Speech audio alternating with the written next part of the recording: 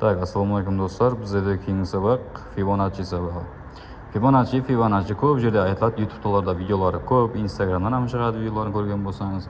Бірақ не қылады, оны көп адам танығанымен қалай пайдалану керек екенін білмейді көп адам. Fibonacci дұрыс инструментлерін пайдалансаңыз, жүдә апоя һәм сауда стратегияларының бірі есептелінеді. Демек, содан қалай пайдалану керек екенін бүгін бір көріп шығамыз. Демек, Fibonacci'дің уровеньлары бар біздерде. Енді қараң, Fibonacci'дің уровеньлары сіздерде көп, 1618, 0618, 0786 деген зоналары бар сіздерде. Мен оны үйретпеймін, керек емес. Зонада стоп-лосстарың сізде ұзақ болып кетеді. Соның үшін сіздерге үйрететін Fibonacci зонамыз. Так, қандай болады? Сіздерде 0 деген уровень түседі, ал ең жоғары болса 1 деген уровень түседі біздерге. Біздерге керек зоналарымыз екі зонамыз бар, болды, жетеді соңымыздан. Мына жерде сіздерде 2 деген зона бар, мына жерде 3, яғни 0, 2, 0, 3. Болды. Осы 4 таны уровень жетеді сіздерге. Демек 0,2 әмде 0,3 сіздерде қолдап қуатлаушы, ямаса қарсылық көрсетуші зона болып қызмет атқарады. Осы Fibonacci'дің инструментін тастап беремін, ямаса видеосын қоямын отдельно алып. Демек біздерде 0 һәм 1 деген уровеніміз максимум һәм минимумларға қойылатын уровеньлар. Ал 0,2 менен 0,3 болса, сіздерде зонаны белгілеп беретін уровеньлар есептелінеді. Бұлардан қалай пайдалану керек? Так, бір көрсетемін онда, өшіріп тұрайын.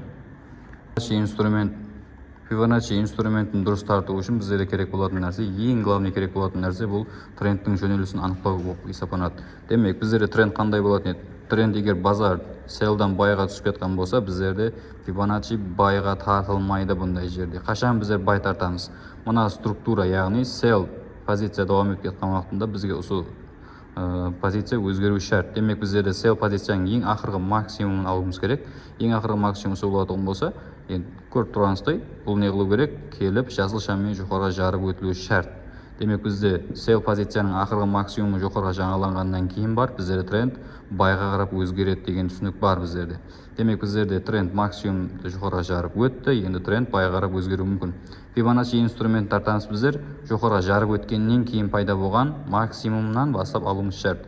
Демек, біздерде яғни сел трендті давам еткен ақырғы максимум жоғарыға жарылды, һәм тренд енді байға кетуі мүмкін деген жердегі ақырғы максимум мынау болып тұрған болса, біздер аламыз бұл жерде осы максимумды һәм де сел трендті жұмақлап берген ақырғы минимумды аламыз.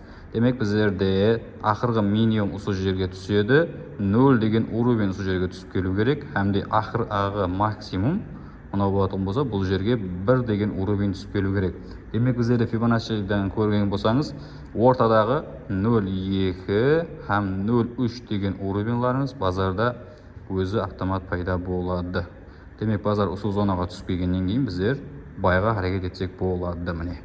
Таймфрейм һәммен алжасады. M1 таймфрейм разгон үшін M1-ден пайдалансаңыз болады. Ямаса M5 таймфреймнен нормал істесеңіз болады осы анализ бойынша. Демек, бұл бай харекет ұстақылты давам етеді болса, сел харекет біздерде.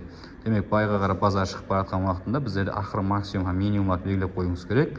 Базар түсіп келіп, осы жердегі бай трендті давам етіп келе ақырғы минимумды төменге қарап жарып өту талап етіледі. Демек, бұл жерде қызылша минимум жарып өткеннен кейін тренд енді селға қарап өзгеруі мүмкін.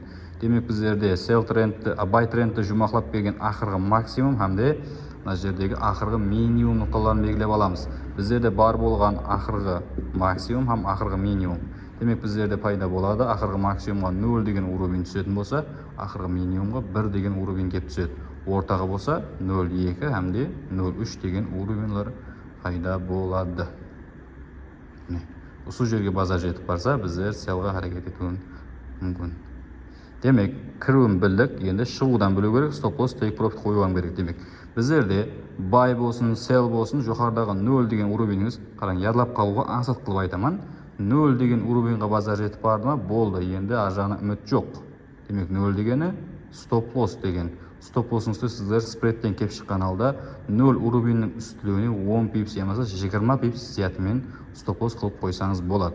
Take profit қандай болады? Егер сіздер 0,2 һәм 0,3 зонасының атырапынан кірген болсаңыз, take profitіңізді RR 1-1, ямаса мына жердегі 1 деген уровенға шейін ұстасаңыз болады take profit. Себебі біздерде төмендегі минимум болатын болса, осы минимум төменге келіп жаңалану керек, егер сел тренд до конца давам ететін болса.